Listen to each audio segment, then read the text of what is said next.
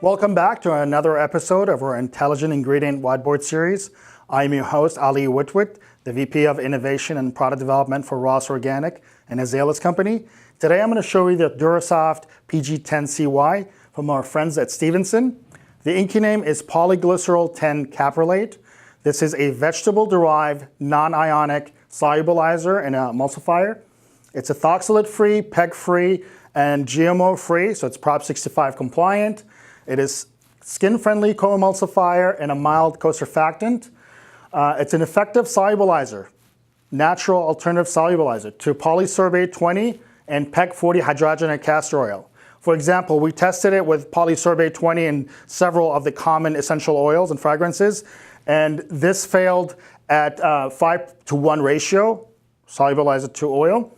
And at 10, it did pass, 10-to-1, which is pretty high.